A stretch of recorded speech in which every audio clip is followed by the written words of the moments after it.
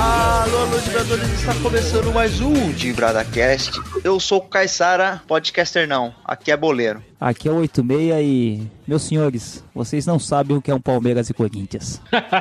Aqui é o Aguiar e eu vou falar uma coisa pra vocês. Boleiro bom joga no futebol paulista, meu amigo.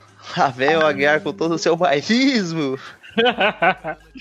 Aguiar, você, cada vez que você fala, você complica mais a gente. O DibradaCast tentando expandir pro Brasil inteiro e você querendo que fique recluso à zona leste de São Paulo. O que eu posso fazer que o maior futebol aqui do Brasil é o futebol paulista?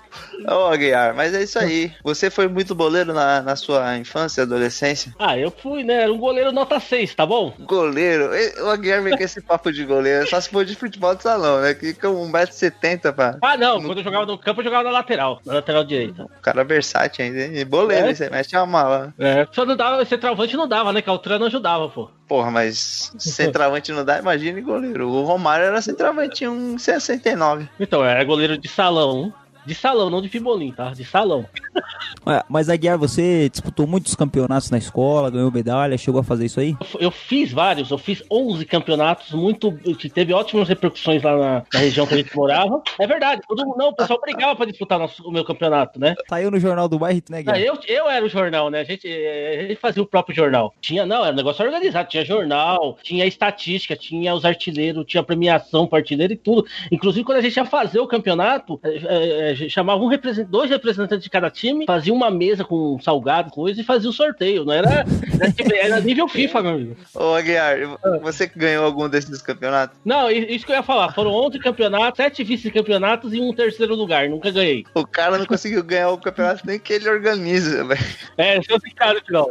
E era um negócio cartoleiro mesmo, porque ele organizava o campeonato, ele era uma espécie de CBF, ele era a Rede Globo, porque ele era a mídia principal, e ele participava do campeonato, ele era o dono do Flamengo. E a arbitragem era o título. Meu Deus do céu, Aguiar. E mesmo assim não conseguiu ganhar, Aguiar? Não consegui, cara. Teve uma final que o meu time era muito favorito pra ganhar a final, mas muito favorito. Aí os caras encaixaçaram tudo no sábado à noite e faltou um monte de cara. Joguei com 3 na linha e comigo no gol, o jogo inteiro. Aí perdemos de 4-1. E era favorito, cara. Meu Deus do céu, eu também não sou um cara que eu joguei muita bola assim na escola. A única lembrança do campeonato que eu tive, o Caissara vai lembrar disso, é quando eu tava na 6ª série, e o campeonato foi o seguinte: organizaram-se dois times, né, que nem tem isso, o quadro 1 e o quadro 2, né, que era um time mais forte e um time menos forte. Eu, logicamente, com toda a minha habilidade, com toda a minha sapiência, estava no time 2, que era o time mais fraco. Só que o que aconteceu com a minha sala, Guiar? Os meninos, eles foram muito inteligentes. O que eles fizeram? Eles colocaram... Inteligentes não, eles foram muito baixos. eles colocaram o nosso time 1 para jogar contra o time 2 das outras salas. E o nosso time 2 para jogar contra o time 1 das outras salas, Aguiar. O que aconteceu? O nosso time, teoricamente 2, foi campeão, porque ele tava disputando contra os pernas de pau das outras salas. Enquanto eu, que tava no time 2 e fui jogar contra os que eram bons das outras séries, a gente só tomava sacolada, Aguiar. Era só 8-0, 9-0. Aguiar, a gente saiu do campeonato sem fazer absolutamente nenhum gol. Essa é a lembrança que eu tenho do campeonato. E quem é dessa época aí, quem passou uma situação parecida aí, manda e-mail pra gente, porque assim, na época, a gente ficou muito feliz, os meninos do quadro 2, porque a gente não tinha chance nenhuma de jogar. Aí inventaram um tal de quadro 2, então pra gente tá jogando já era bom. Mas, eticamente, foi uma cachorrada muito grande, né? O pessoal da sua sala lá, é muita mancada isso, cara. Deixar de jogar os jogos legais pra batendo nos 8,6 das outras salas. Não, sobre os campeonatos, né? Como eu falei pra você, eu organizei 11 campeonatos, e na verdade 12, que teve um de golzinho também, entendeu? Foram 11 de salão de golzinho. De chinelo, era o... Não. Era de Raider. Raider e Havaiana. A Copa Raider. Com rede, né? O negócio é organizado. Você tem ideia, a gente arrecadava o dinheiro, né? Aí eu e o Xixi, a gente ia lá pra 25 de março comprar troféu, medalha, essas coisas. Aí no dia do sorteio a gente apresentava a nota fiscal com tudo que foi gasto, e porque a gente separava um pouco também pro coquetel, né? Que a gente falava coquetel, mas não tinha cerveja, era só refrigerante. Mas era bacana. E a gente tinha algumas características nos nossos campeonatos. A principal é o seguinte, por exemplo, se a gente fizesse campeonato no ano que tem Copa do Mundo, os times tinham que montar seleções. Se o campeonato fosse na época que estivesse disputando o campeonato regional, só podia pôr time do Campeonato Paulista. Mas era legal, o pessoal gostava dessas regras e a gente dava cartão, tinha o cartão verde que o próprio juiz dava se achasse o gol bonito ou achasse a defesa do goleiro bonita, né? Quem no final do campeonato tivesse mais cartão verde, eu falei amarelo, né? Não, é verde. Quem tivesse mais cartão verde no final do campeonato ganhava um troféu como o melhor jogador do campeonato, fora o de artilheiro, de melhor goleiro e outras premiações já tinha. E o nosso cartão azul, antes de vir a regra pro salão, a gente foi antes, hein? Isso que eu já ia deixar bem claro. O cartão azul era a substituição obrigatória, né? Ao invés de dar o vermelho, metia o cartão azul. Outras coisas que tinha no campeonato também, que é muito legal. O pessoal gostava muito de disputar nosso campeonato. Meu Deus, tinha até envolvimento de dinheiro, mensalão, nota fiscal. Aguiar, você era um pequeno Eurico Miranda. Era o Eurico Miranda da época. O Tito, né? Se vocês conhecem por Tito, era o Godoy. Pau neles. Pau neles. E o Caissara é o que virou profissional, né? É o mais boleiro de todos aqui, né? Jogou no Ibis, né? Pô, seria legal ter jogado no Ibis. Não, ele fez uma peneira lá, mas falaram que ele era muito ruim. Não servia pro Ibis, eu não tava... É porque o Ibis, ele tem que só perder, né? Se eu fosse jogar no Ibis, ele ia somar algumas vitórias e aí tá contra a política do time, então por isso que eu fui vetado. Mas em relação a... tem muitos interclasse aí, né? Não tenho nenhuma lembrança assim tão marcante quanto vocês aí, mas sempre fui um jogador de amador muito ativo, já disputei alguns campeonatos, já disputei Copa Kaiser aqui em São Paulo, que é muito famosa, mas nunca fui muito longe.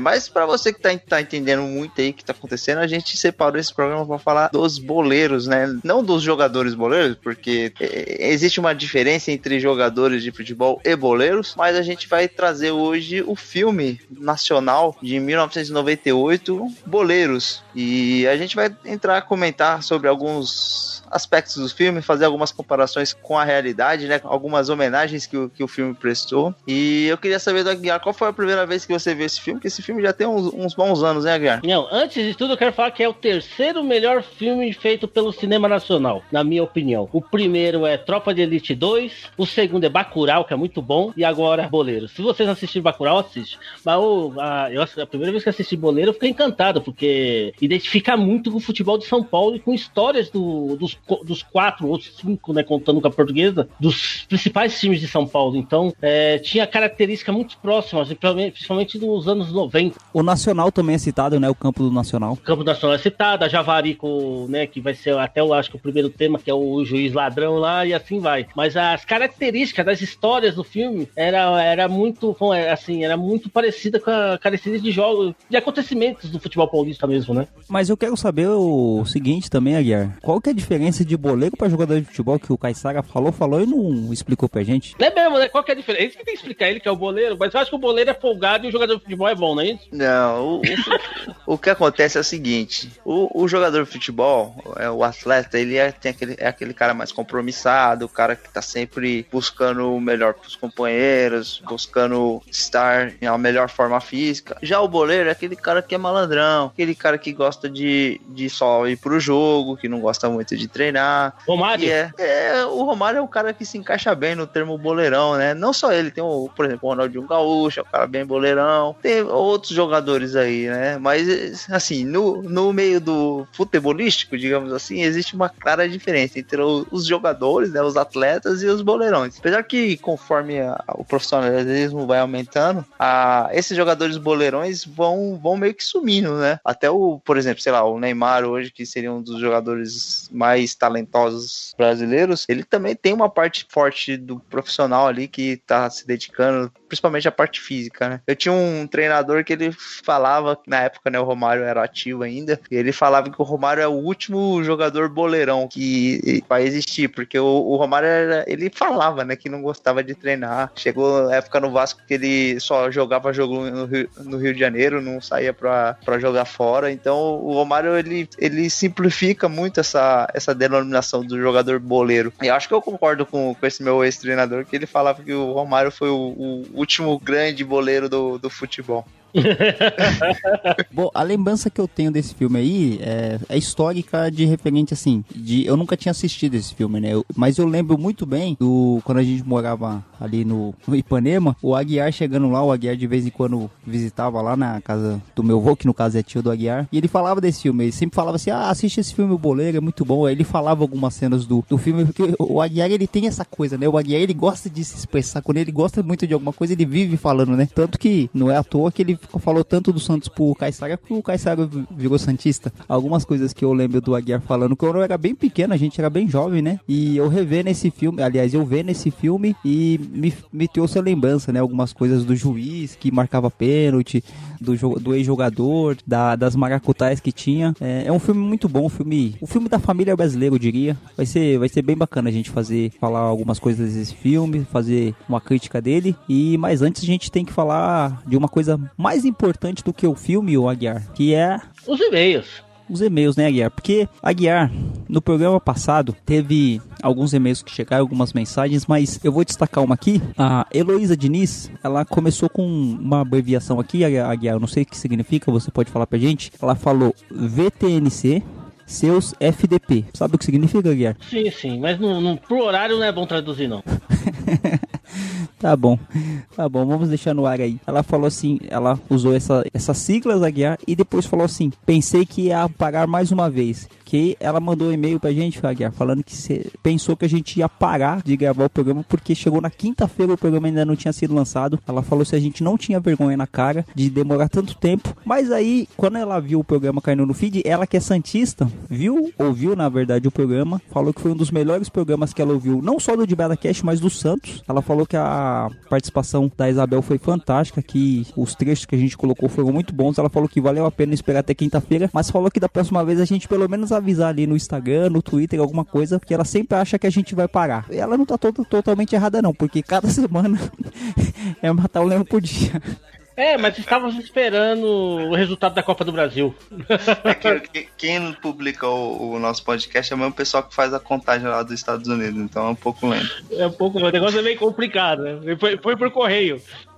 Mas tem outro e-mail aqui, puxão de orelha, né? Tem muito e-mail de puxão de orelha. A gente tem que abrir um saque do programa pra ver se melhora a qualidade. Concorda, Caiçara? Concordo. Então, vamos lá. Manuel Matias é de Bauru. Ele falou que que foi falado que o Pelé veio de Minas, mas na verdade o Pelé foi de Bauru pra Santos, né? Ele jogava no Baquinho, que eles chamam de Baquinho, que é o Bauru Atlético Clube. Ele jogou lá, né? O começo do futebol dele realmente foi ali em Bauru. E depois que ele foi pro Santos, que eu até esqueci de falar no programa, que quando ele foi pro Santos, o apelido dele não era Pelé, era Gasolina. Não sei se é verdade, o apelido dele era Gasolina. Aí acho que foi o Pepe, se eu não me engano. Teve alguém lá que falou: não tá bom isso aí, não, vai ficar Pelé. Que acho que o irmão dele não conseguia falar o nome dele, mas eu sei que é o seguinte: ele começou com Gasolina e virou Pelé. E é o Pelé que todo mundo conhece até hoje, entendeu? E também é um erro meu, que eu falei que o Pelé tinha jogado com 16 anos na Copa de 58, mas jogou com 17. Ele jogou no Santos com 16 anos, beleza? Mas aí é muita coisa, né, Aguiar? Com 16 anos já é difícil, agora com 17 não. Aí é mais fácil jogar na seleção com 17 anos. E fazer 2 gols na final de Copa do Mundo? Ganhar uma Copa do Mundo com 16 é que eu quero ver. Com 17 qualquer um ganha.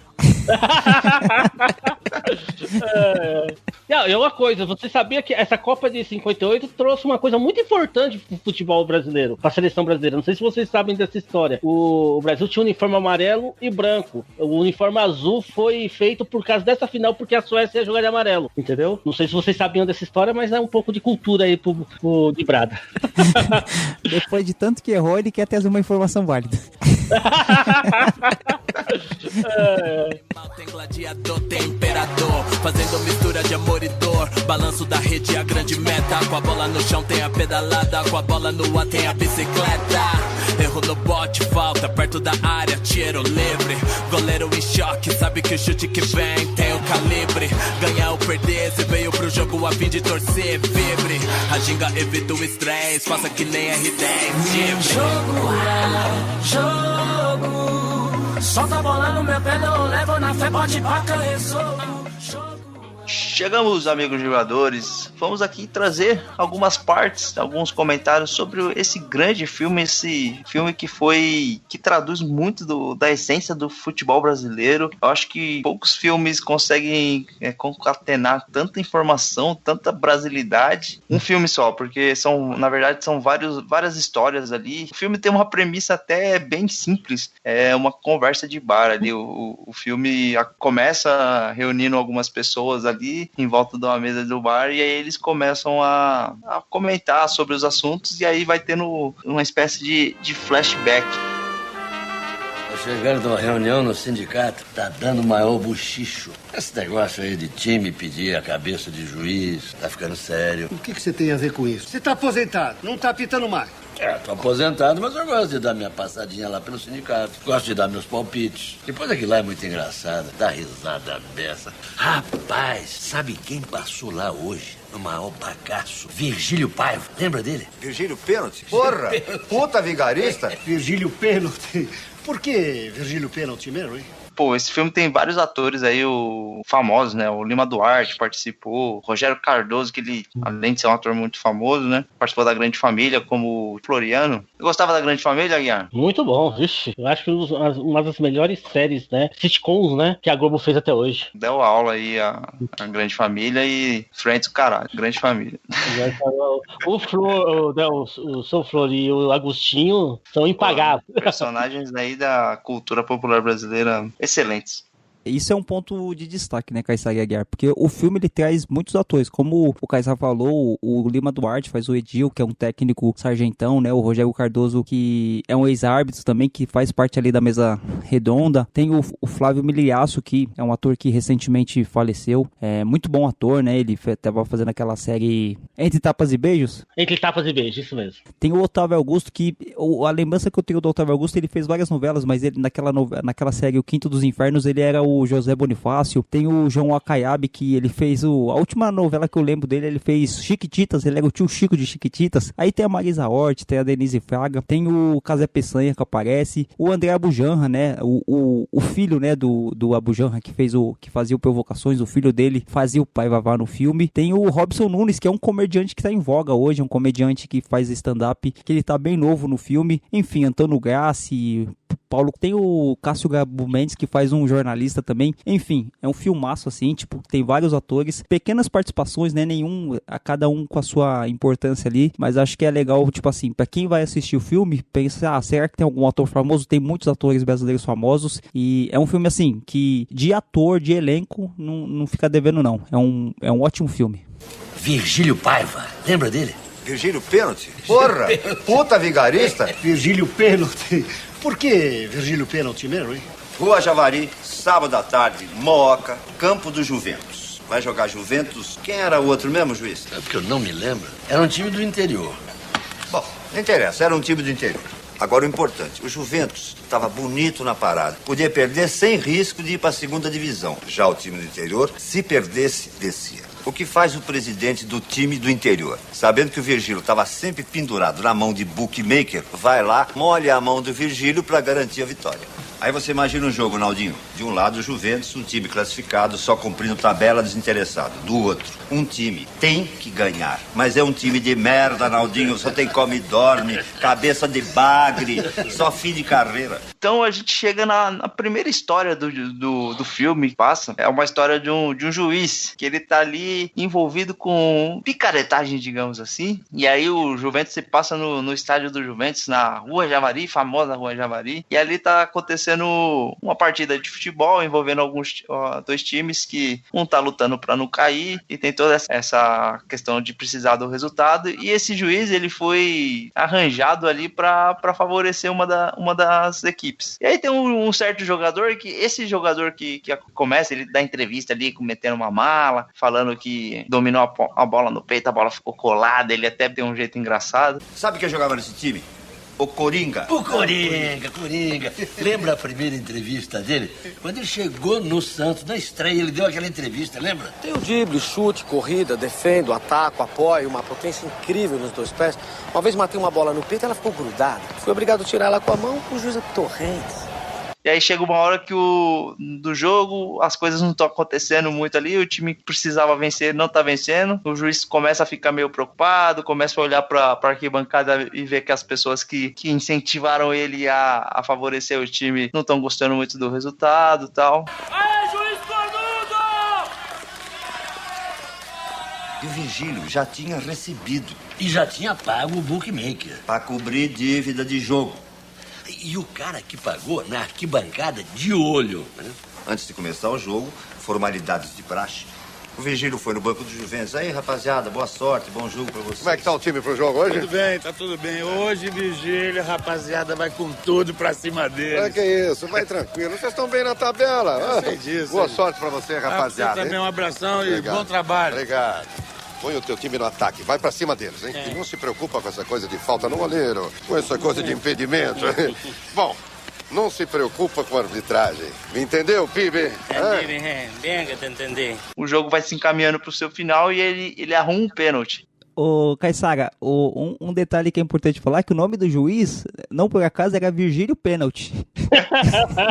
Vivido pelo ator Otávio Augusto. O Otávio Augusto. E outra coisa também, Caissara, que você falou desse jogador que ele era todo marrento, que ele queria bater o pênalti a todo custo, ele é muito parecido com o Cuca. Não sei se vocês concordam comigo. A fisionomia dele. O Cuca mais jovem é bem parecido mesmo.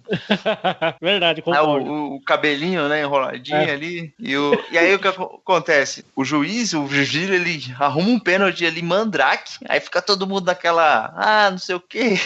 Mano, e assim, cara, se você não viu esse filme, provavelmente você vai querer ver ele depois, ou se você já viu, você tem essa lembrança forte. Mas a reação do juiz é tão engraçada, porque ele marca o pênalti, e aí todo mundo começa a questionar ele começa a fazer um autoritarismo, fica, você tá brincando comigo? Você sabe que foi pênalti? O cara que vai reclamar com ele, acho que até fica convencido, sabe? Porque ele tem uma postura tão enérgica ali, ele marca o pênalti com tanta convicção, que aí vai lá. Aí esse jogador marrento vai lá, bate o primeiro, o goleiro pega.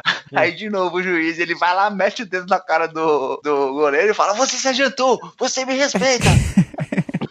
Ele dá uma esculachada no goleiro. Não, vai voltar quantas vezes tiver que ser. Aí vai o mesmo jogador marrento, bate de novo, perde de novo. Aí vai lá de novo com o goleirão e você está me desautorizando. Ele vai lá, esculacha o cara de novo. Aí ele, beleza, volta o pênalti de novo, vai chegar lá no batedor, some daqui, você quer acabar com a minha vida. Ele impede o cara de bater o pênalti, ele fica na marca do pênalti, você quer acabar comigo? Sai daqui. Só que aí o Virgílio começou a ficar preocupado. Sim, ele não queria dar pênalti. Só que chegou uma hora, não teve outro jeito. Nocal.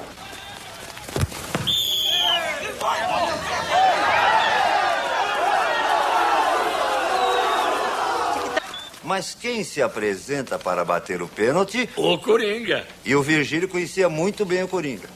Pode deixar comigo, deixa comigo. Essa eu baixo, Vamos fazer esse gol, comigo, pode deixar. Vai, bola! O senhor se mexer! Volta a cobrança! Não reclama, volta a cobrança! Bate nele, goleiro! O senhor tá brincando comigo? O que foi? O senhor é profissional ou o quê? Não pode se mexer! Não pode se mexer na hora de chutar! Vai voltar! Voltar quantas vezes for necessário! Até o senhor aprender a respeitar a regra! Some daqui você, some daqui. Quer arruinar minha vida? Some daqui. Que isso? Bate outro, some daqui. Que absurdo. Bate outro. Olá. Tô de olho no senhor. Aí ele dá umas empurradas no cara, o cara fica, não, eu vou bater. Não, vai bater não, vem bater outro. Ele chama outro jogador pra bater, e aí finalmente bate e sai o gol, e aí ele acaba o jogo imediatamente depois, né? Então, detalhe muito importante. O pênalti, né, no caso, foi pro Juventus ele dar na outra área. Não sei se vocês perceberam esse detalhe. Então, é uma coisa assim de maluco mesmo, mas assim, a ação dele ali, a atuação do Otávio, mano, ela é coisa que você vê realmente no jogo, assim. E assim, a gente, depois desse filme, a gente teve o caso do árbitro lá que se envolveu com o esquema de resultados e tal. Então, assim, por mais que não seja baseado em fatos reais, a gente sabe que em algum momento na história da futebol isso aconteceu, com certeza. Não, e o engraçado também é que porque assim, no filme o que acontece? O Juventus ele já estava classificado, então o resultado pro Juventus era indiferente e o outro time, se não ganhasse, era rebaixado. E os diretores do outro time estavam ali na arquibancada da Rua Javari, torcendo pro time fazer o gol, né? Ou pro juiz arrumar alguma coisa. E não sei se vocês lembram, antes do pênalti, o Otávio Augusto, ele validou um impedimento descarado do jogador, que ele recebeu a bola, ele devia estar uns 3 ou 4 metros, o atacante recebe a área, ele chuta pra longe, né? Ele chuta pra fora, e depois vão questionar o juiz, eu vou assim, você não viu que tava impedido? Tava descarado. Ele, eu sou o juiz, eu tenho habilidade, mas o bandeirinha levantou, ele acenou que tava impedido. Ele, não, mas eu sou o juiz, eu tenho a percepção do lance, não sei o que. Primeiro tempo, bola rolando, tem um lançamento pro centroavante, o impedimento mais vergonhoso da história do futebol paulista.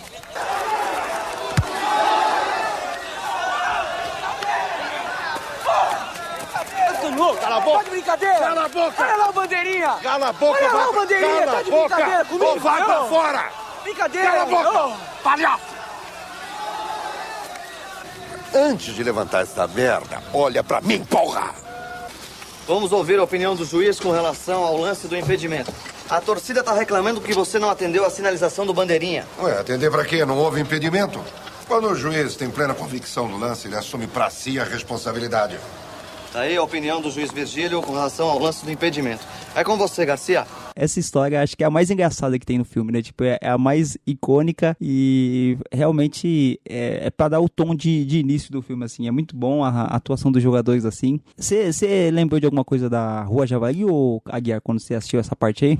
Não, o que eu quero falar primeiro é que a Rua Javari é o estádio mais importante da capital. Não tem Allianz, não tem Impressora, não tem Morumbi. A Javari é o estádio mais importante. E pra começar uma história de um futebol paulista na Rua Javari com o juiz ladrão, né? Foi perfeito. O cara, o Hugo Giorgetti, né, que é o diretor, ele começou muito bem a história do filme. Então, perfeito. Acho que assim, a escolha da Rua Javari, a escolha do né, de ser um juiz polêmico, né, acho que assim, pra começar o filme, que assim, já começa engraçado, né? Já começou o filme totalmente engraçado. Apesar que as próximas histórias vão ter histórias que vão ser tristes, ele começou, assim, o cara vai pro cinema, vai assistir o filme, mas vai começar dando umas risadas antes de começar a vir as partes mais difíceis. Olha rapaziada aí. Tudo aí. Também não faz nada. Todo mundo se divertindo aí, né? Assim que eu gosto, juventude. Todo mundo alegre. Ah, a gente tava lembrando a história do Virgílio. Virgílio? Ah, Virgílio. Encontrei com ele hoje, tá num bagaço. A história do pênalti. Porra, só eu que não lembro essa porra desse pênalti. Ó, do Virgílio deve ter umas 100 ou mais. Uma melhor que a outra, né? Sabe o que eu tô pensando em escrever um livro? Contar essas coisas. Faz 15 anos que você chega nesse bar, senta na mesma cadeira, fala as mesmas coisas e não escreve porra nenhuma. A segunda parte conta a história de Paulinho Majestade, um ex-atleta famoso que agora está na miséria. Coloca todos os seus troféus, medalhas à venda. É uma história interessante, ele é um ex-jogador de futebol do Santos, que viveu na era do Pelé e está na miséria, entendeu? E coloca realmente os seus prêmios importantes daquela época à venda. Tem jogador que dá livro e tudo, até filme. Heleno de Freitas. Almir Pernambuquim. O Paulinho Majestade. Esse. Lembra, Naldo? Tem até aquela história que ele botou os troféus à venda, até os da seleção. Paulinho Majestade. E aí um jornalista, né, se interessa, que quem faz o papel do jornalista é o Cássio Gabo Mendes, e, né, acaba fazendo o papel desse jornalista, e ele marca uma entrevista com esse Paulinho Majestade, e o Paulinho Majestade pede R$400, né, pra poder dar essa entrevista. O que acontece? O Paulinho Majestade aceita fazer a entrevista, só que marca a entrevista no restaurante, entendeu? Aí o jornalista encontra com ele lá, tal, e ele começa a pedir, chega lá tudo bonitão, de terno, tal, porque na primeira vez que o jornalista viu ele, tava todo zoado, mora numa favela, tal, mas lá no restaurante chega todo chique de terno, tal, um restaurante que já frequentou muito na época de ouro dele do futebol, paga o jantar, paga a mesa, paga o champanhe do pianista, né, que isso era pros boêmios, né, do futebol, isso é uma citação importante, e na verdade o que ele queria ter? Eu acho que ele queria ter o último grande momento, quando ele pediu aquele dinheiro pro jornalista, aquele último grande momento, e mostrar que, apesar de ele estar mal, que ele queria mostrar uma imagem diferente para aquele pessoal, ou viver reviver tempos de glória dele. Não sei qual foi a ideia principal do diretor quando ele encaixou essa parte no filme. E aí até que o jornalista desiste de fazer a reportagem referente da pobreza dele, entendeu? Por causa da atitude que ele teve com o dinheiro, que era só pra ter uma noite que ele, assim, tipo, dizer que ele tava pagando. Foi uma história bacana, pelo menos eu me emocionei muito, assim, achei muito bacana essa parte da história. O Pepe me disse que de vez em quando você mantém contato com o Paulinho Majestade, que jogou com você naquele grande time do Santos.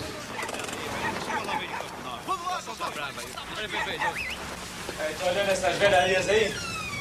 Não me canso de olhar. Esse é do tempo que eu tinha cabelo.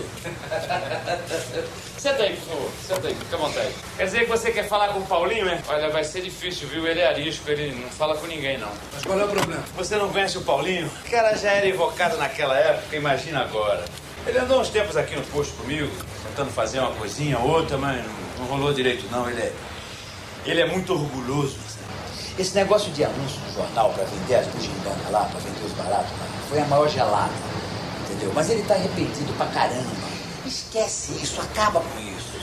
Mas se ele tá mal, a gente pode fazer alguma coisa, a gente pode até ajudar. Negativo, ninguém pode ajudar o Paulinho.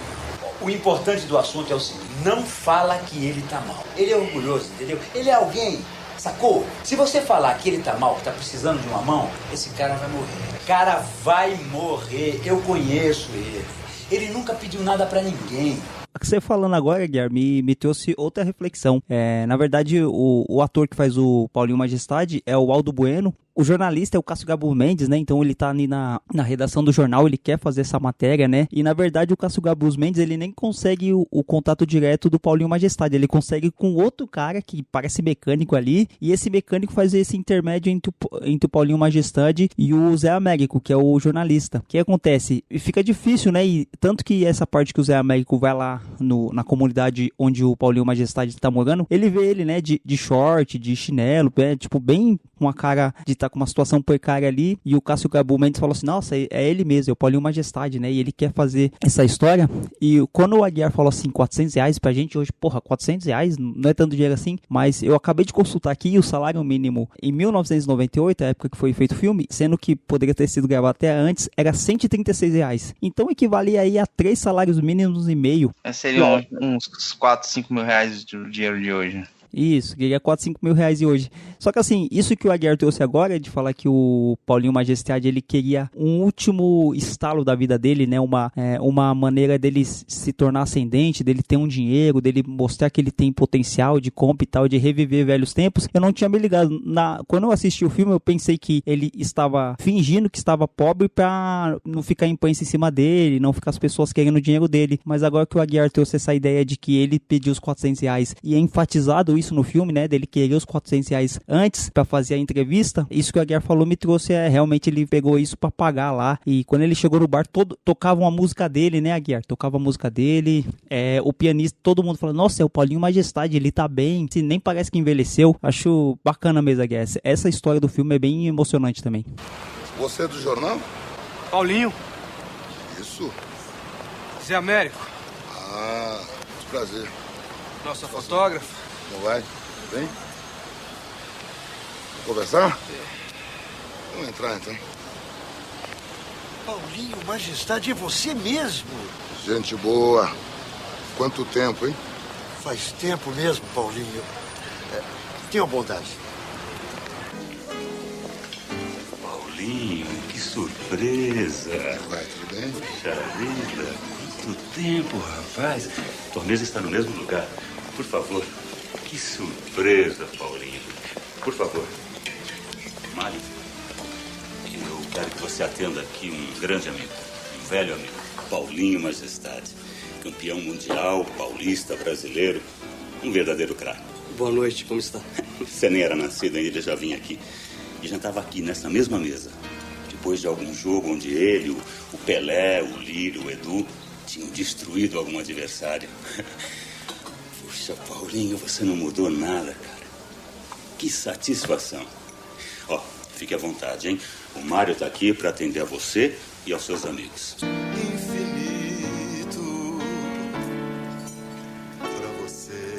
Ele ele tá tocando a minha música. Quando eu entrava por aquela porta, ele parava o que tava tocando e passava a tocar o meu prefixo, morou? Meu sonho de paz. Com licença. Pra você me guardei. Vichy Soares? Fria. E depois camarão a Newburg. Perfeitamente. Tá bom pra vocês? Não esquece o champanhe do maestro. Claro. Com licença. Então, garoto, você queria me fazer uma pergunta sobre alguma coisa?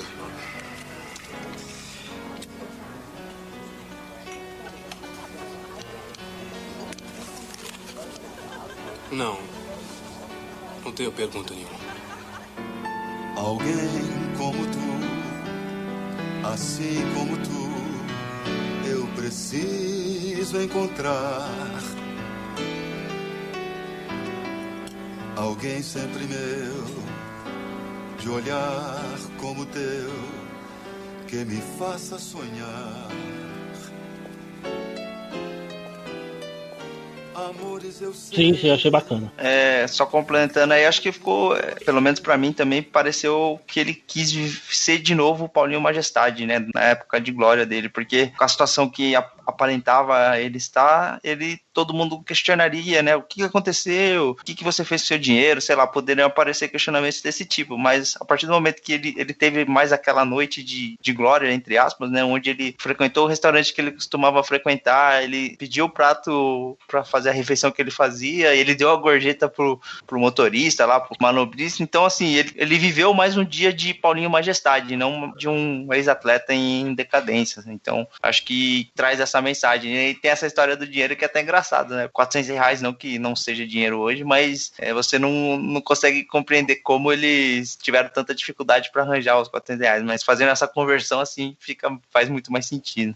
Para finalizar, acho que isso remete muito à história dos jogadores que se aposentam, né, e não fazem o pé de meia, não tem uma carreira pensada no futuro e tal, né, tem, assim, a gente acha que o jogador hoje ganha dinheiro pra caramba e tal, mas teve até uma estatística que foi feita, 90% dos jogadores não ganham grandes salários, não ganham salários exorbitantes, e a maioria deles não pensa no futuro, não tem uma carreira pós-aposentadoria, e tem vários, quantas pessoas hoje não deve ouvir, fulano, meu tio jogou em tal time, meu vizinho jogou em tal time, e hoje as pessoas tem até o João Okayab do filme mesmo, ele é um ex-jogador, e ele é vendedor de tapete, se eu não me engano, né, ele tá na roda ali, o pessoal começa a falar, você jogou na seleção e hoje tá vendendo tapete, mas bacana mesmo, acho que essa história é uma das mais emocionantes do filme.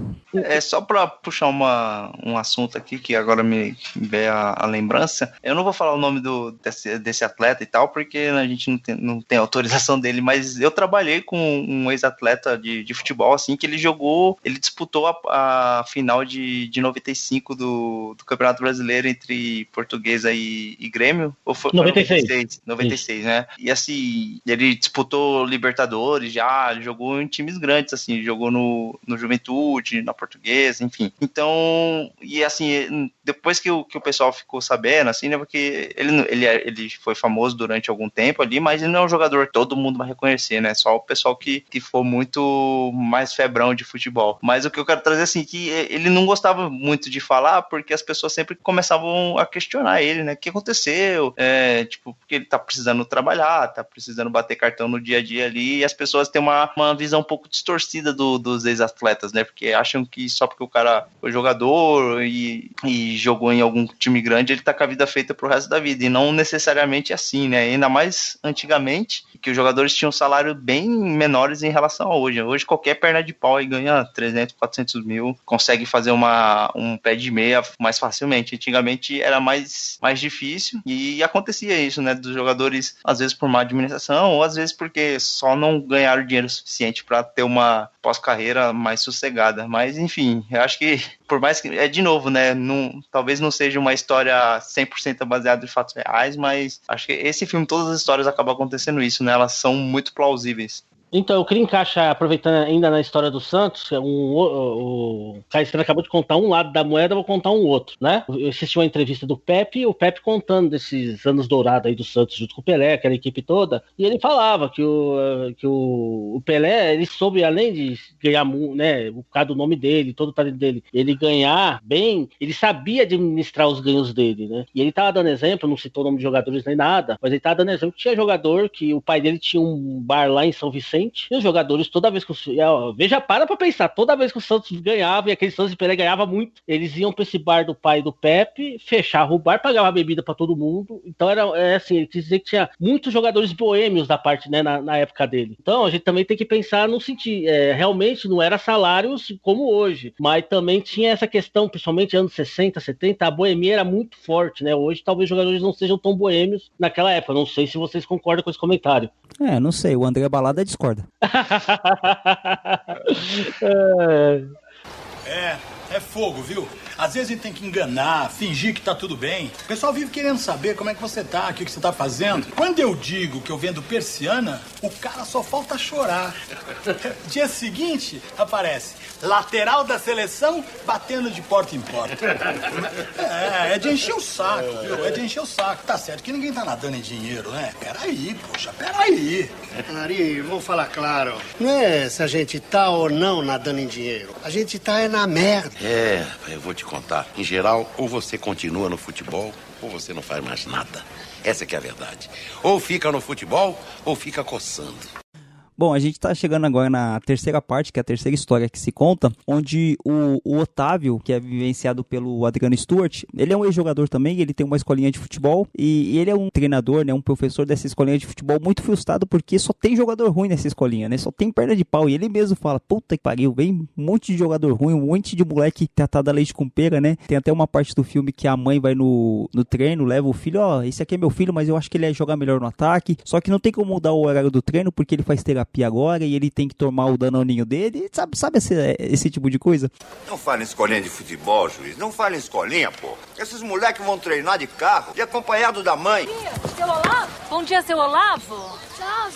Esse é o Eric, ele veio treinar. É o primeiro dia dele, eu achei que ele estava um pouco inseguro, então achei melhor falar com o senhor. O pai dele insistiu muito que eu colocasse ele nessa escolinha, porque ele é um grande fã do senhor. Ele disse que o senhor é o maior jogador que ele já viu jogar. Pra mim é um sacrifício, sabe, seu Olavo, porque eu moro muito longe. Mas não tem problema, porque se é o que ele quer, isso que é o importante. Agora, tem uma coisa... Esse horário é bem no horário da terapia dele. Se desse pro senhor mudar, pra mim seria muito bom. Ah, não tem problema, eu me arranjo. É tudo tão corrido, né? Eu posso assistir o treino? Eu juro que eu não vou dar nenhum palpite. Embora eu ache que ele tá sendo muito mal aproveitado na escola. Eu acho que ele podia ser mais criativo, sabe? Ele não precisa ficar tão preso na marcação. Ele pode ficar mais à vontade. Mas, né, Eric? Né? A mulher me chama de Olavo, pede pra mudar o horário do treino e ainda me traz Eric, o bagulho. Mas como é que você sabia que ele era o bagulho? Você nem tinha visto o garoto jogar? Ari, precisa ver. Você olha o cara e você sabe se ele entende ou não de bola. No filme aparece um menino lá, um menino que é morador de rua, né, e numa situação bem marginalizada. O Otávio, esse personagem, ele fala que ele conhece um jogador não só de andar, ele fala assim, tem treinador de andar, ele já sabe se o jogador é bom ou não. Eu não, só no olhar eu sei que se o cara é boleiro, se ele é bom de bola. Ele fala que quando ele olhou esse menino, que na história chama Pivete, né, é uma história de um menor de rua, ele fala que ele olhou esse menino e ele falou, esse cara é bom de bola. E ele convidou o menino pra jogar. E toda vez que o menino entrava, ele fazia embaixadinha, fazia golaço, deitava e rolava no meio do campo, só que ele jogava alguns jogos, depois se afastava, depois voltava, e era isso a vida do menino, né? Ele não tinha uma constância para jogar. Só que o Otávio, ele dava oportunidade porque ele falava que aquele menino ia estourar. Só que acontece, ele ficava intrigado porque o menino sempre estava saindo e voltando. Um dia ele decidiu seguir esse menino. Ele pegou o carro dele, o menino, ele foi embora, ele começou a seguir o menino por becos e vielas, e aí que aparece a parte engraçada do filme, né? Porque na verdade o menino que trabalhava pro tráfico e a quadrilha que agenciava esse menino pegou esse Otávio e começou a questionar ele. O que você tá fazendo aqui? Por que você veio atrás do nosso menino? Nosso trabalhador, não sei o quê. E essa é a parte mais engraçada. Aí tem a hora lá que ele começa a falar assim, não, mas eu sou jogador de futebol, eu sou seleção, eu sou jogador de São Paulo. Aí a quadrilha que tá com ele fala assim, aqui São Paulo, São Paulo, aqui todo mundo é corintiano, São Paulino aqui leva bala.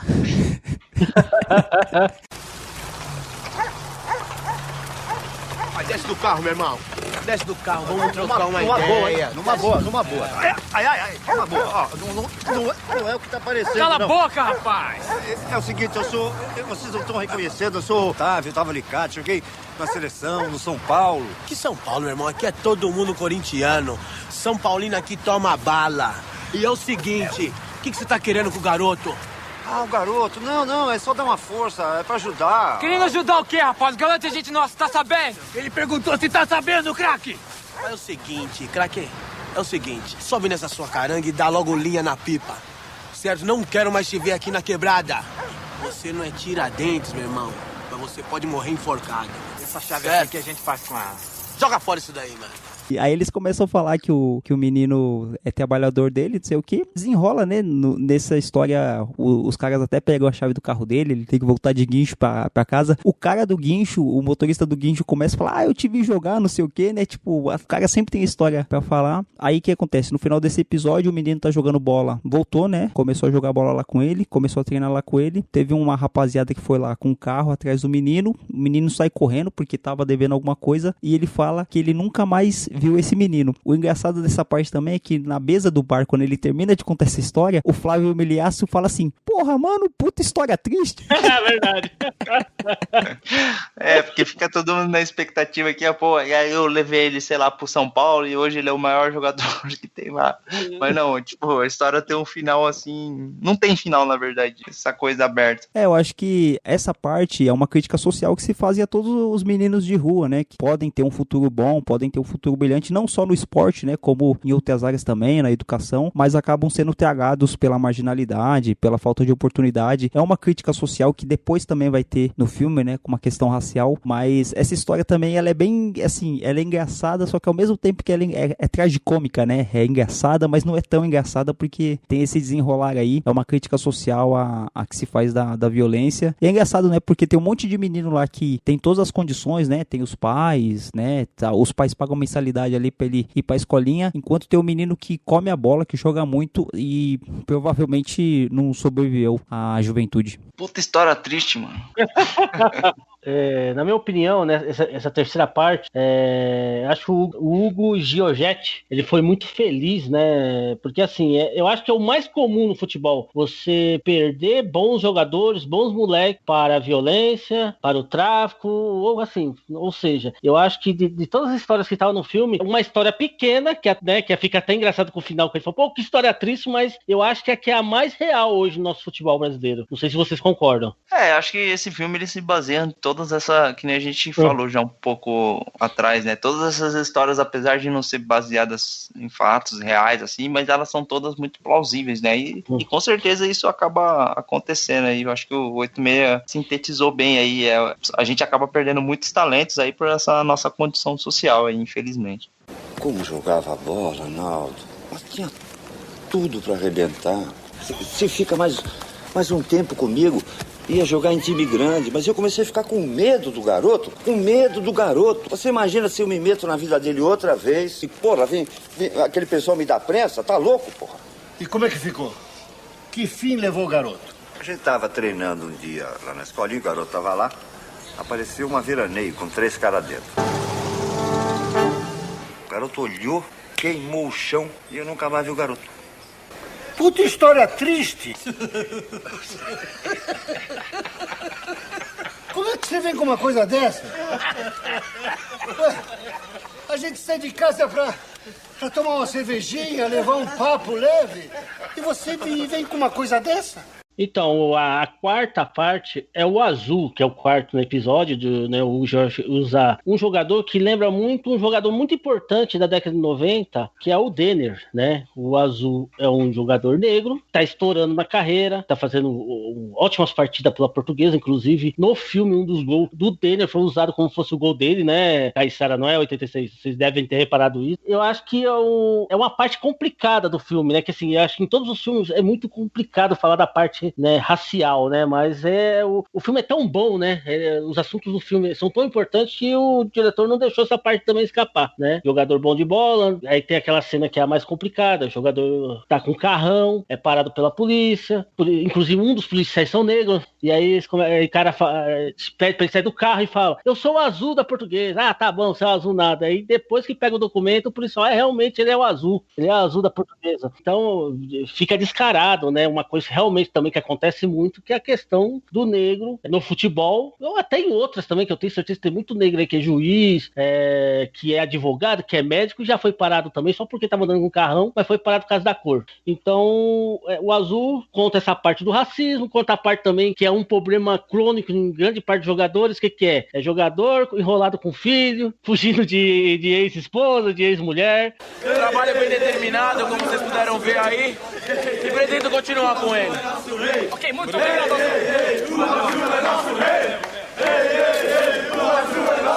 Vai, moçada, tá fechando, hein? Vocês vão dormir aí, meu?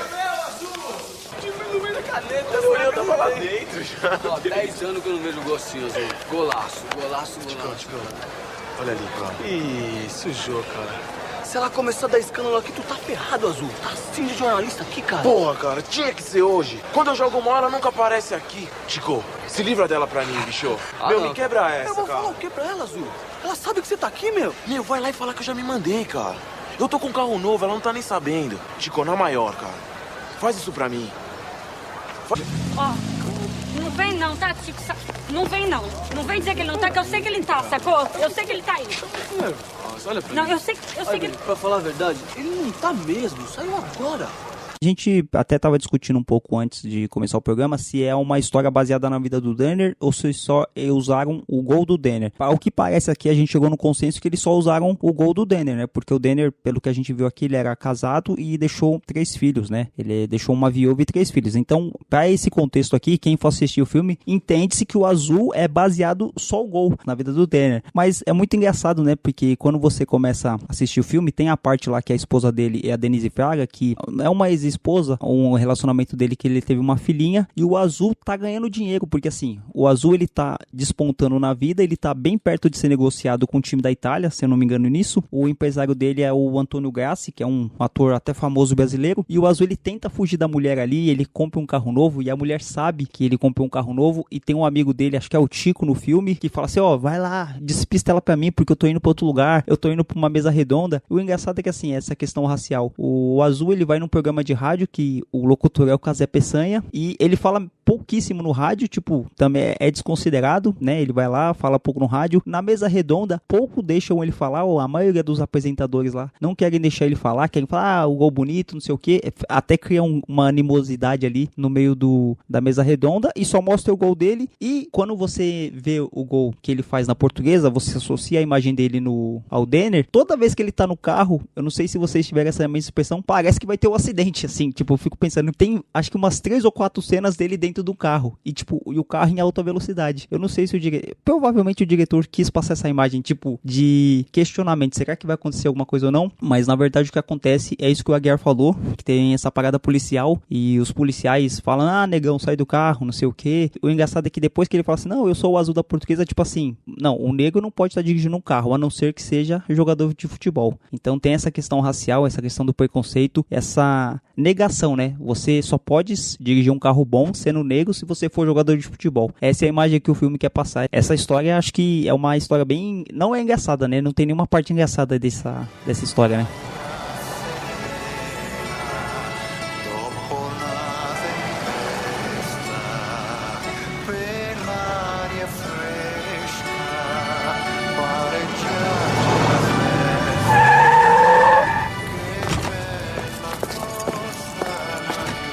Sai fora, vagabundo. Sai, vai. Vai, encosta no carro. Vamos pra cima, vai. Se abaixar, a mão morre, hein? Não faz nenhum movimento. Eu sou... Cala a boca e não se mexe. Eu sou Azul, meu. Nem verde, nem azul. Cala a boca e não se mexe. Eu sou jogador de futebol, cara. Eu não sou vagabundo. Tudo bem. Fica frio. É o Azul. É o boleiro mesmo. Ah, é? Então vai em paz. Desculpa aí o transtorno. Mas também, meu, dessa caranga sozinho, rindo sozinho, tem a dó, né? Vai com Deus, rapaz. Azul, belo gol, garoto.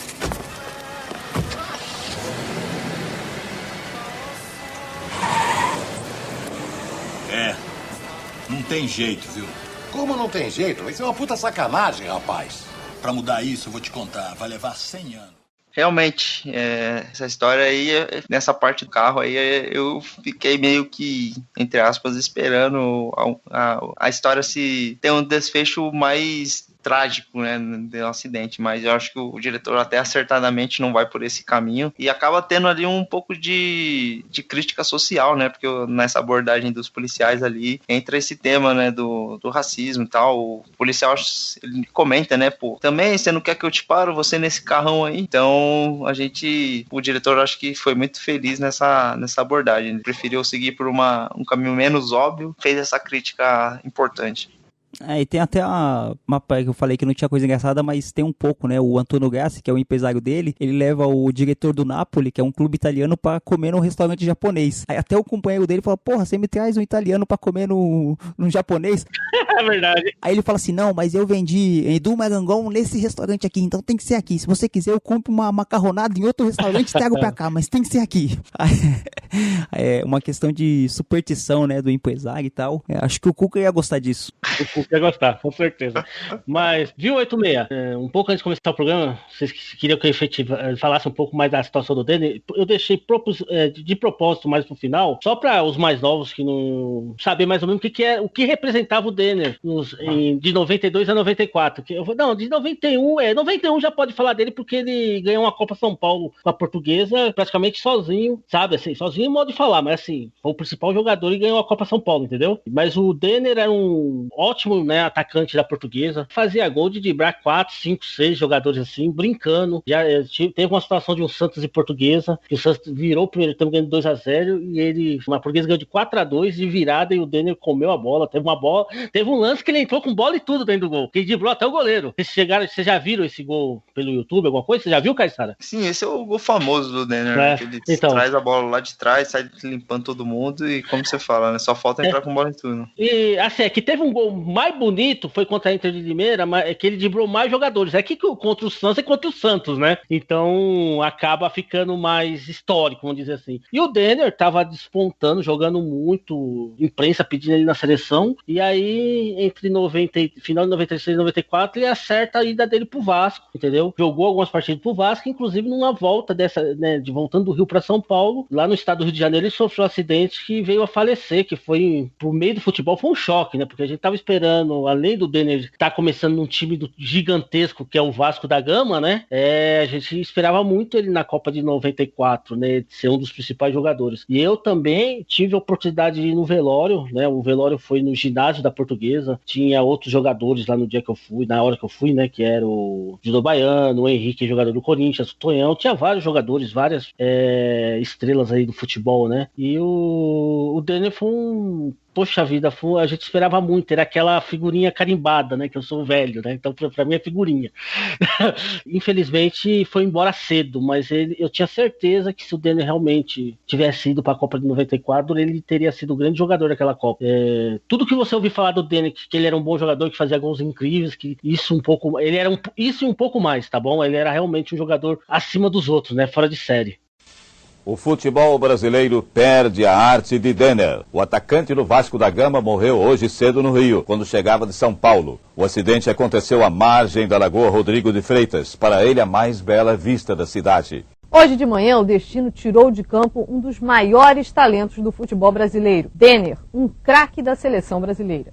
O acidente foi na Lagoa Rodrigo de Freitas, zona sul do Rio. Na placa do carro, as consoantes e o número de Denner. Na memória dos colegas, saudade. Acho que isso aí vai ficar marcado na nossa vida, acho que para sempre. Chegam Roberto Dinamite e outros jogadores. O velório é no estádio do Canindé, da Portuguesa de... Denner Augusto de Souza nasceu franzino, do jeito que a bola gosta. Tinha paixão por entortar os adversários. Sorriso largo de moleque. A companheira grudada aos pés fazia arte na busca dos caminhos do gol. Menino foi descoberto e levado para a Portuguesa. Há 4 anos, se revelou para o mundo na Copa São Paulo de Júniors. Quem era aquele meia que vestia chuteiras com a majestade dos reis da bola. 3 filhos para sustentar. Incompreendido, Denner foi brilhar em outros gramados. Campeão gaúcho no Grêmio, seleção brasileira e, desde janeiro, ídolo do Vasco. Conquistou a cidade e a torcida do Rio. Na boca dos companheiros virou Macunaíma, um herói de olhar triste, capaz de entortar também a lógica do futebol. Só uma dúvida, Aguiar, tipo, a gente tinha o Romário e o Ronaldo bem no comecinho de carreira, ele tava nesse mesmo hall, assim, desses grandes jogadores? Tava, e eu acho, até dei aquela opinião na hora que a gente tá começando, antes de começar o programa, eu acho que ele teria sido convocado no lugar do Viola, ou até o 86 falou, né, que o Ronaldinho tava começando, de repente até o Ronaldinho ficaria de fora, né, o Ronaldinho fenômeno, porque tá realmente, o Ronaldinho acho que nem entrou na Copa do Mundo 94, se eu não tô me engano, não entrou, né, então, porque tem um detalhe, eu tô falando que talvez o Viola não ia, mas na eliminatória o Viola foi importante, então não sei se o Parreira ia deixar o Viola de fora. Ele até é bem capaz mesmo do Ronaldinho ficar de fora. Tanto que o Viola entrou na final da Copa e o Ronaldo não, né? Então, mas eu acho que sim, se o Denner estivesse vivo, né, pra Copa de 94, ou o Ronaldo, fenômeno, ou o Viola não tinham sido convocados, entendeu? Entendi. Ele teria sido uma peça com um lugar garantido, digamos assim. E outra coisa, viu? Você viu que o Romário voltou no final das eliminatórias e foi muito importante, né? Na Copa de 94, para a seleção brasileira e para a Copa de 94. Eu acho que se o Denner também tivesse disputado as eliminatórias, tinha ajudado bastante nesse processo de classificação, entendeu? Não tinha sofrido tanto. Não tinha sofrido tanto. É que também, né, o Parreira não ajudava, mas isso aí é para esse assunto já é um programa. Então é só isso mesmo.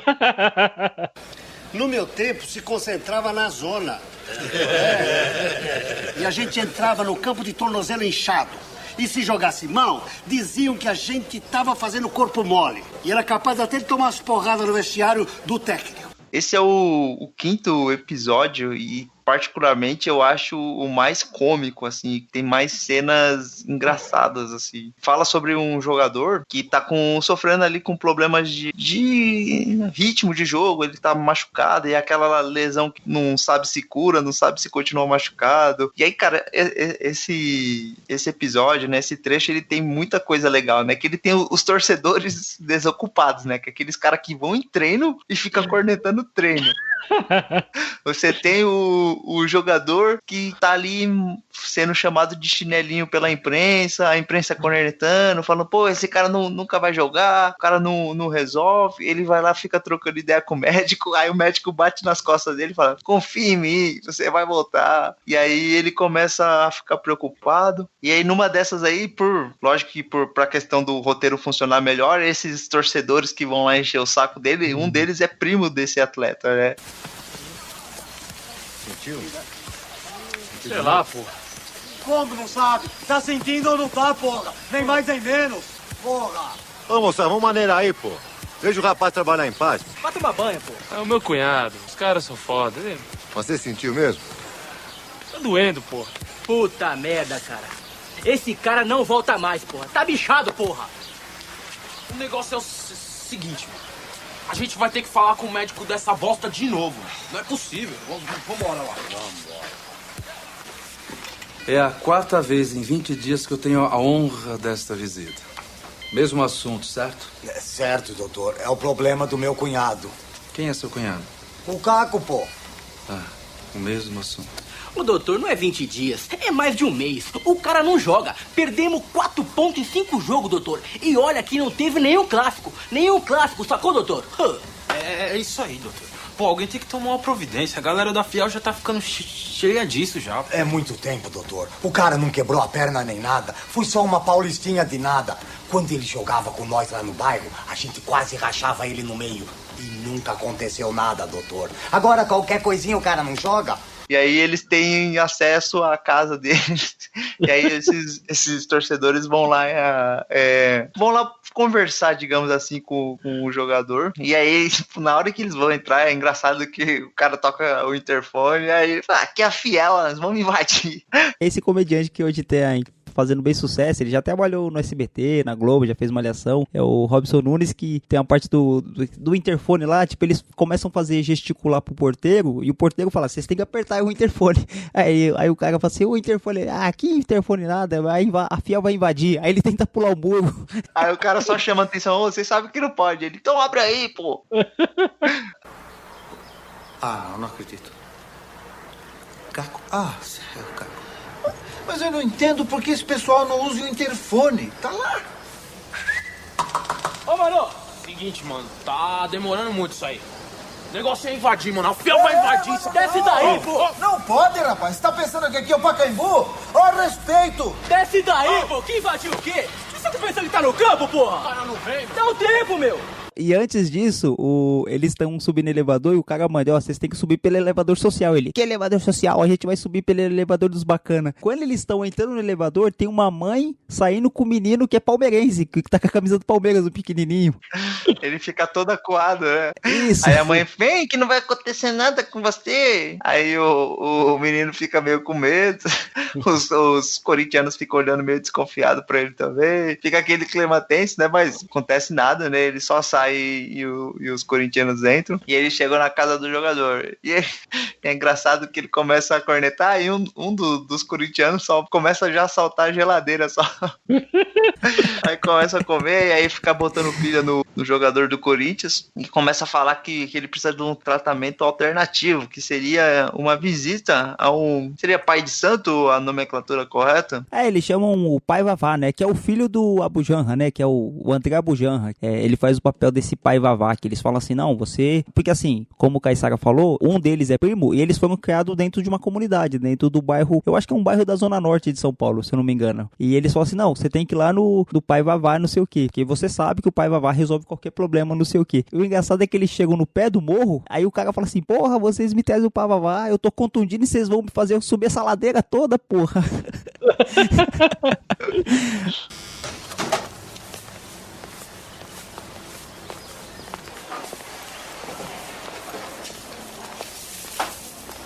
Ele mandou vocês subir.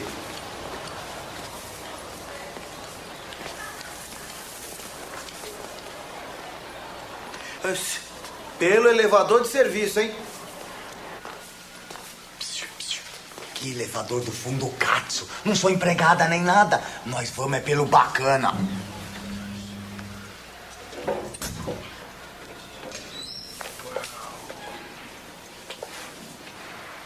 Vamos, Frank, vamos.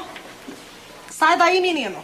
Pode sair, ninguém vai te fazer nada. Você está em sua própria casa. Oh, Deus, será que nem dentro de casa agora? Vamos, sai.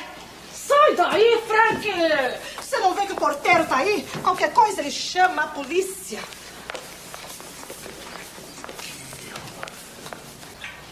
A gente não pode mais perder ponto por causa disso. Vamos te levar pro pai Vavá. Onde? No Pai Vavá, meu. Você não lembra do Pai Vavá? Aquele lá da nossa área, pô. Claro que eu sei quem é o Pai Vavá, rapaz. Não, mas eu não sei, não. Que não sei não, Caco. Você vai lá sim, meu. Pô, nós somos amigos desde criancinha. Fomos criados juntos. Tu acha que a gente ia querer aprontar alguma pra você? Nós só quer que você volte a jogar, cara. Como é? Topa? Aguenta aí, Pachá. Tá louco. Fica à vontade, bom apetite pra você. Que isso, cara? Tô só fazendo uma boquinha, meu irmão. Virou miserável, bicho? Vamos deixar de lero-lero que o assunto é outro. Pai Vavá. Não, aí não. Os caras também não vão gostar desse negócio de Pai Vavá, pô. Que não tem essa não, certo? Você vai e pronto.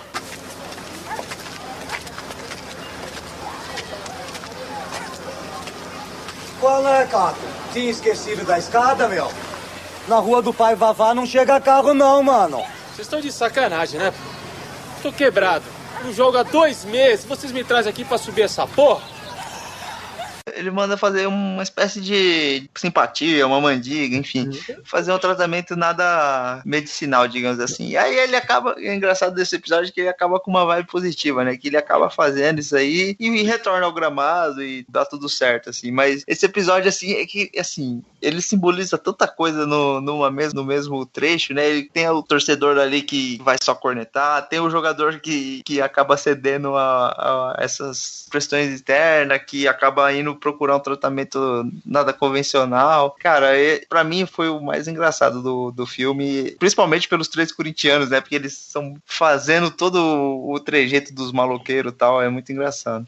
É bem estereotipado, né? Na verdade, o filme todo do Boleiros, quem for assistir hoje, né? A gente vai citar algumas coisas depois. É um filme estereotipado da década de 90. Tem coisas que você vai assistir e que a gente com a cabeça de hoje você vai estranhar. Então, tem algumas coisas ali, porra, se forem feitas hoje, teriam que ser feitas de outra maneira. Mas todo esse trejeito dos corintianos, e é engraçado que assim, esses corintianos, eles ficam ali na grade, eu acho que é no Parque São Jorge, só que depois eles têm acesso ao médico do clube. Eles falam assim, não, vamos lá falar com o médico do clube. Aí eles entram no centro no departamento médico e eles falam, ô doutor, tem que operar, tem que fazer alguma coisa, a gente já perdeu 3, o cara não tá jogando, não tá fazendo gol. Aí o médico, não, ele rompeu o ligamento, o médico fazendo toda uma fala lá pra dizer que não pode operar, que tá feito um tratamento certo, médico, clínico, e os caras, não tem jeito, a gente vai ter que ir no Pai Vavá, não sei o que. E assim, eles têm acesso ao departamento médico e tem uma hora lá que um deles fala assim, tipo, tem outro jogador lá falando assim, ó, eu só não vou cobrar de você agora porque você é o único que tá jogando nesse time.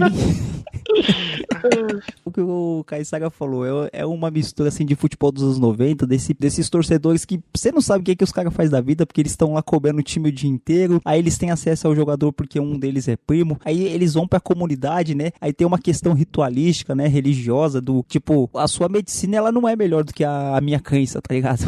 Esse episódio é fantástico, ele representa bem o futebol paulista, o futebol brasileiro, além de ser muito engraçado, lógico, tirando os trejeitos, tirando o estereótipo que hoje a gente já sabe que tá em desuso, mas pra época acho que ficou muito bom, realmente. Então, é um episódio muito bom, eu acho que traz 2 características importantes, né, e quando o tema é em cima do Corinthians, a primeira que eu acho que é muito importante é o convívio na antiga Fazendinha, né, que hoje o Corinthians tem o estádio dele e tal, mas a vida do Corinthians por muitos anos foi ali, a Fazendinha, o terrão, que nem terrão, né, depois que teve um tempo aí que deixou de ser terrão, virou campo sintético, que teve os corintianos que reclamou disso, não sei se vocês sabem disso, mas foi muito reclamado quando trocaram o terrão pelo campo sintético, mas assim, trouxe o dia a dia ali da Fazendinha, que era aquilo lá mesmo, o cara assistiu o treino lá no estádio da Fazendinha, o médico tá ali perto reclamar do médico e tal, e eu acho que assim, o diretor foi perfeito também, porque qual o time que tem mais identidade com a torcida, assim, da torcida ficar em cima, da torcida ser povão? É o Corinthians, então eu acho que encaixou perfeito a história com o time do Corinthians, acho que não poderia ter saído melhor. Não, o episódio foi fantástico. Esse episódio aí, ele carrega toda a bagagem folclórica do futebol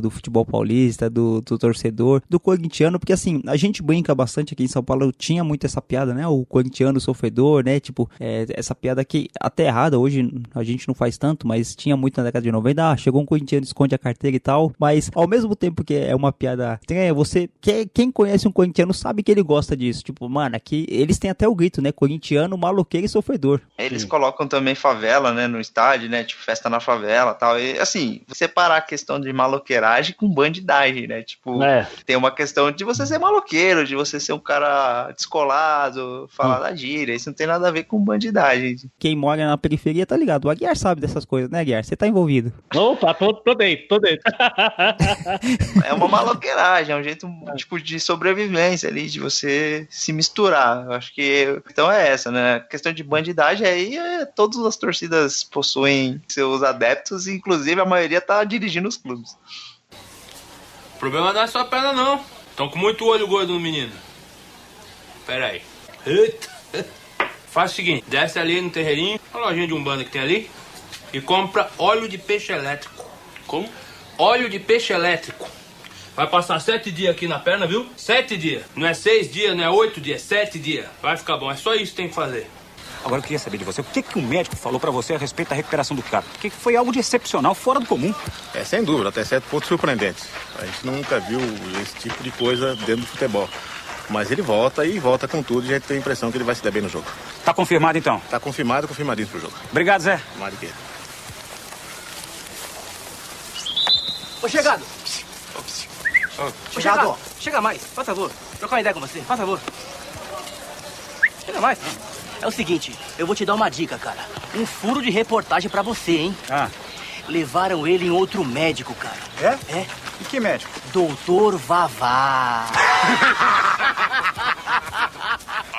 Bom, a gente vai finalizar o filme, né, que são 6 histórias, e a última é uma história de boleiragem também, que é o caso de um Corinthians e Palmeiras que vai ter, pra encerrar a história desse filme, tem o Fabinho Guerra, que é o jogador que tá em ascensão no Palmeiras, que é o artilheiro do time, e tem um jogador que chegou do Norte, que o ator é o César Negro, que é o Mamamamá, que é um dos autores que tá ali, que ele tá se aposentando, né, que ele até fala que às vezes ele é bom jogar num Seniors, no Master, porque às vezes os caras te vê e chamam você pra jogar de volta. Ele tá nessa mesa redonda no começo do filme. E o que acontece? Nessa época o Palmeiras era dirigido por nada mais, nada menos que o técnico Edil, que quem fazia ele é o Lima Duarte. Eles estão numa concentração lá no hotel, estão almoçando lá, o Edil falando pros jogadores se alimentarem, depois subindo pros seus quartos. O Paulo Coronato avista uma mulher muito bonita, que é a Marisa Hort, a atriz Marisa Hort, e ele faz aquele olhar, né, faz aquele flerte, e ele fala assim, hoje vai ter. Ele sobe pro quarto, junto com o Mamamá, que é um jogador novato que veio do Norte, e ele faz toda uma tramóia lá pra esse jogador novato subir pro terraço e ele chamar a Marisa Hort pro quarto dele.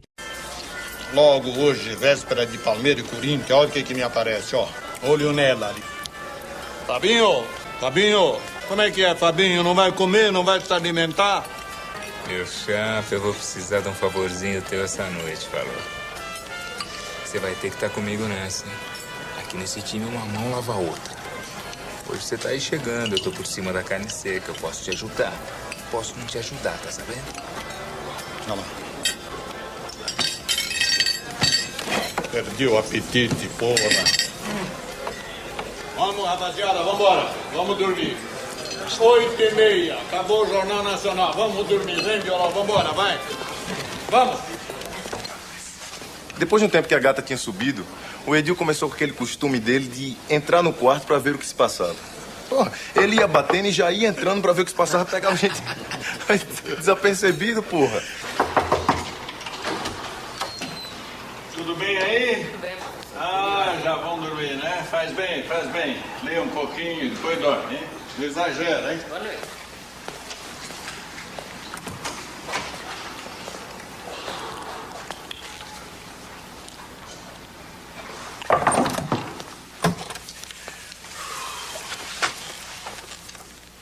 Cadê ele? Saiu, deu uma descida lá pra baixo e... Mas como uma descida lá pra baixo? Não tem mais ninguém lá embaixo? Ô, baiano, você não tá brincando comigo, não tá? Que é isso, professor? Cadê ele? Só que antes disso, ele dá uma volta no Lima Duarte, pro Lima Duarte achar que ele fugiu do hotel e ele poder chamar a moça pro quarto dele. Acontece que o Lima Duarte, ele percebe essa artimanha do Fabinho Guerra, ele olha pra mulher, pra Marisa Hort, e ele fala... Minha senhora, a senhora não sabe o que é um Palmeiras e Corinthians. Minha senhora, a senhora não sabe o que é um Palmeiras e Corinthians, porque antes do clássico ele não podia ter nenhum jogador tendo diversões, assim como teve Wagner Love, não é, Aguiar? É isso aí. E então o filme se desenrola, né? Ele acaba conseguindo essa proeza aí de levar a moça pro quarto dele, e o jogador, o Mamá, vai dormir lá no terraço. Depois ele acaba gripado, não consegue jogar.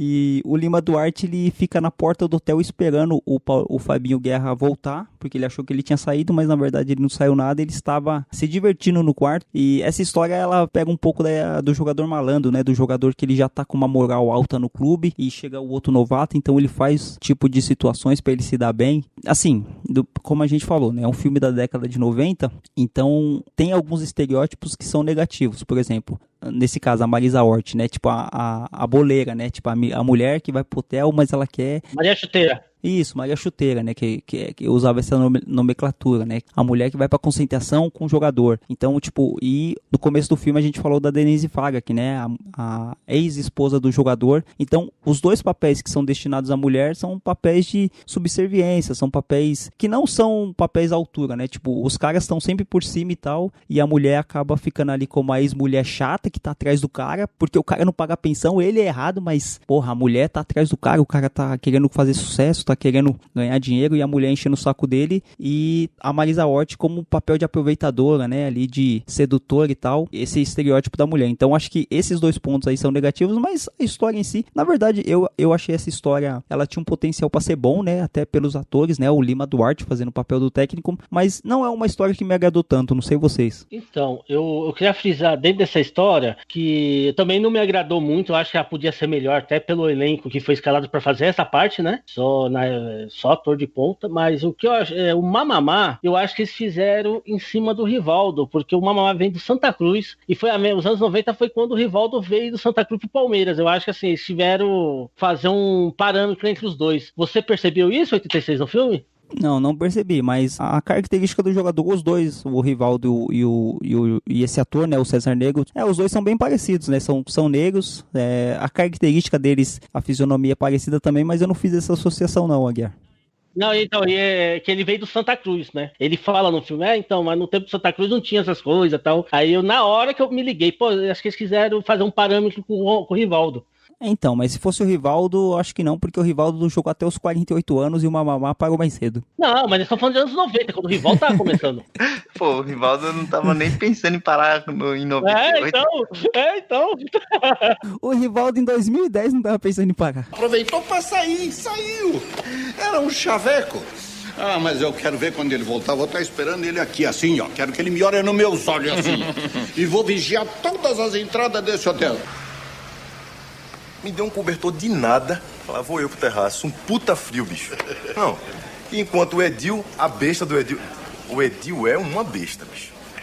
O Edil ficou lá embaixo, na frente do hotel, esperando o Fabinho chegar. Chegar de onde, porra?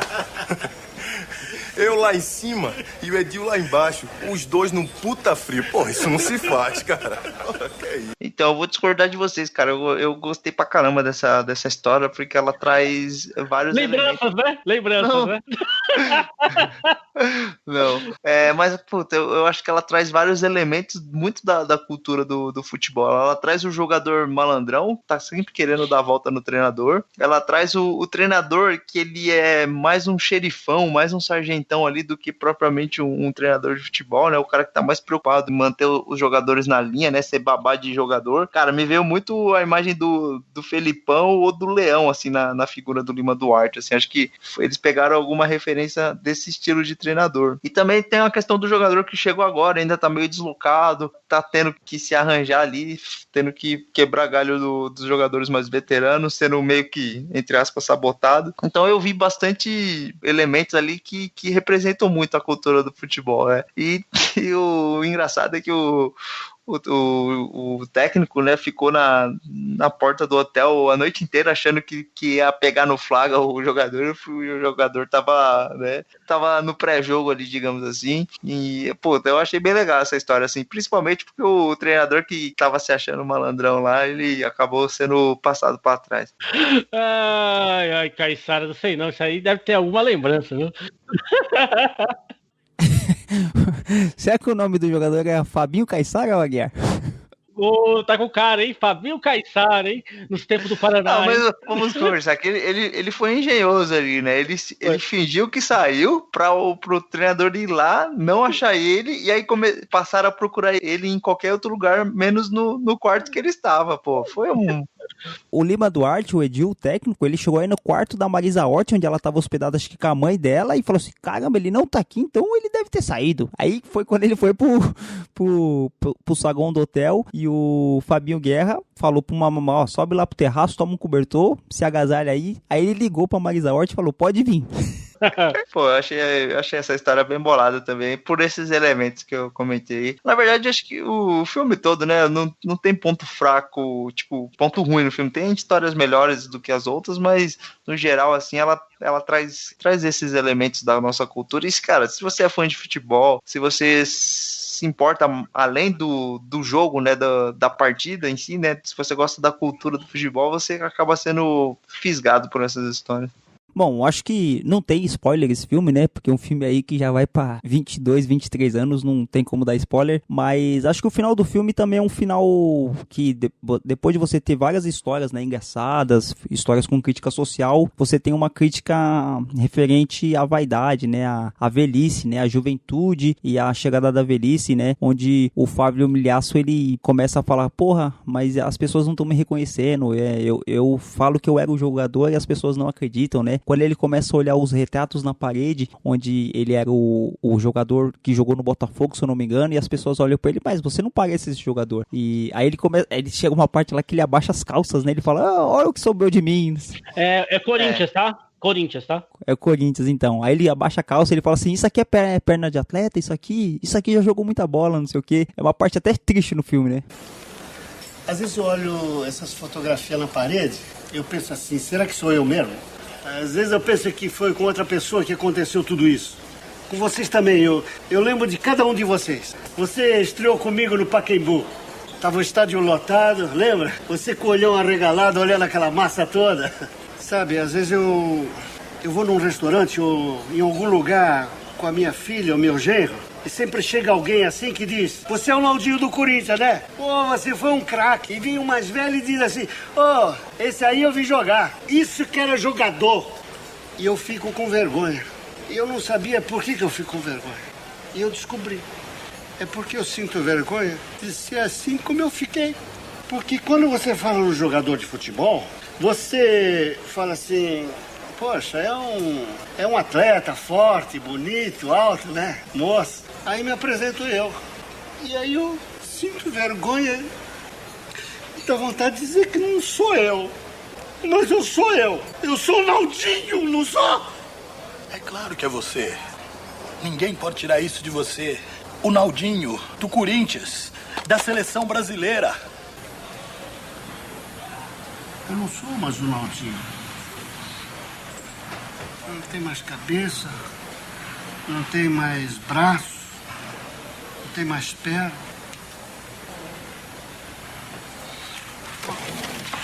Isso aqui é perna do Naldinho? O Naldinho tem essa perna? Pelo amor de Deus. Um atleta? Não, levanta isso, Naldinho, faz assim não. Você acerta isso aí. Tá, vamos, Naldinho, vamos. Acerta? Ele acerta. Vamos, não pode ser assim não. A vida é essa, né?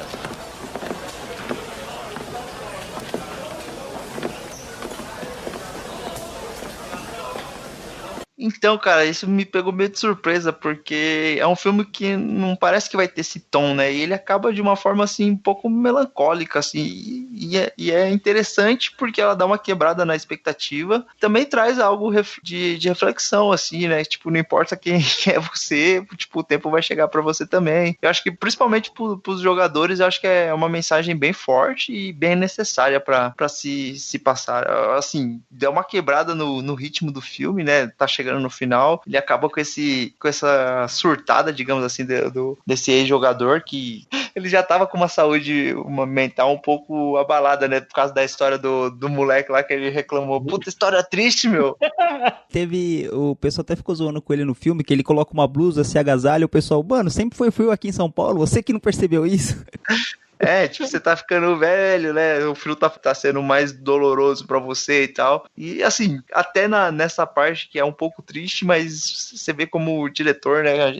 Esse filme é só elogios mesmo, porque ele consegue passar uma mensagem nesse momento aí um pouco menos descontraído do filme também. Eu acho que é um filme pra quem... Lógico, é um filme que, assim, ele não passa na Rede Globo, você não vai ele passar na Rede Globo, na Band, sabe o quê? É um filme que passa bastante na TV Cultura aqui em São Paulo, não sei se nos outros estados tem.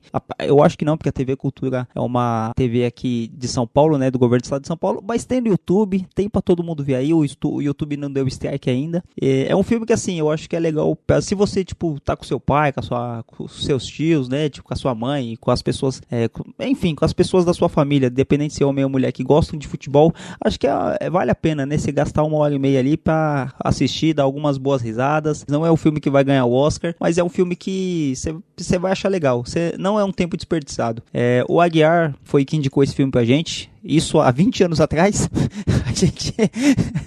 A gente assistiu esse filme esse ano, e quando a gente começou de BadaCast, né, a gente, por influência de outros podcasts, a gente tinha essa ideia, né, bom, vamos assistir algumas coisas, vamos tentar trazer alguns elementos aí da sétima arte pro podcast, e acho que a gente foi bem feliz em conseguir trazer um pouco, né, do que é o filme Boleiros, e a gente espera que a gente consiga fazer com os outros, mas a gente deixa de indicação aí, Boleiros, não, Aguiar? É isso aí, é um bom filme mesmo, acho que relata bem a história, principalmente do futebol paulista, né, que é um filme bem regional, né? Isso aí é fato. Mas eu acho que pegou características do futebol paulista, principalmente dos anos 90, que ficou perfeito no filme. É um filme aí que ele pode dar 9.5, 9.6 tranquilo. Pra ser aquele jurado chato. Crítico, aliás.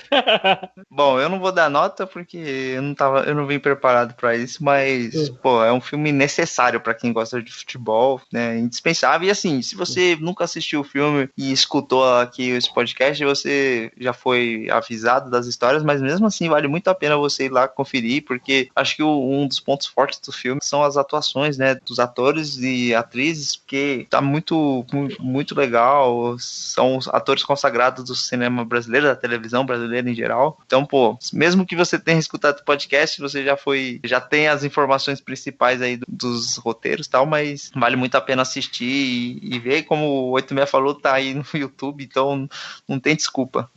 Se agora se o YouTube for cobrar a gente, qualquer coisa o Aguiar que indicou, viu? Eu joguei futebol 20 anos. Faz 25 anos que eu sou técnico. Só que quando eu sonho sempre que tô jogando. Eu nunca sonho que tô lá sentado no banco treinando o time. Nunca, nunca.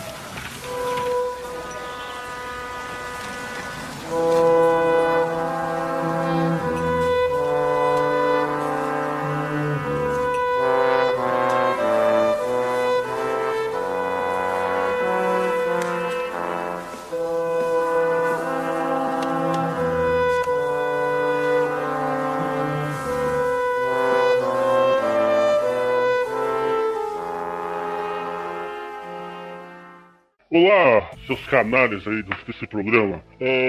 Tô nervoso, né, Caissara? Hoje eu tô nervoso, tá? E... 86, você que é um palmeirense, se você tiver um psiquiatra pra me indicar, você me indica que eu vou precisar pro final, tá? Tá bom, pode deixar. Tô nervoso com duas coisas. Primeiro, cancelaram a minha série no Netflix. Não vai ter mais Lucifer. Uma falta de respeito.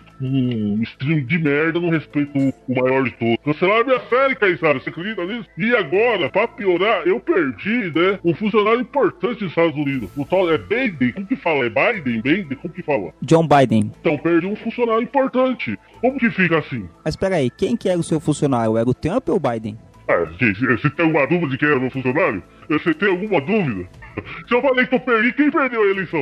Pô, você quer me deixar nervoso hoje, Caissara na 86? Você quer me deixar nervoso? Tá bom, encerra logo isso aí, vai. Não, ô Anjo Caído, eu tenho uma dúvida, eu quero saber. Futurologia. Você já perdeu funcionário lá nos Estados Unidos. Em 2022, você promete que a gente vai perder aqui também? Pra falar a verdade, nem eu que coloquei isso aí. Então, esse aí eu não vou sentir tanto. Mas o de lá fazia muito barulho, né, cara? O de lá fazia barulho. Aquele lá fazia as coisas que eu queria. Esse aí não, esse aí é só um fantoche.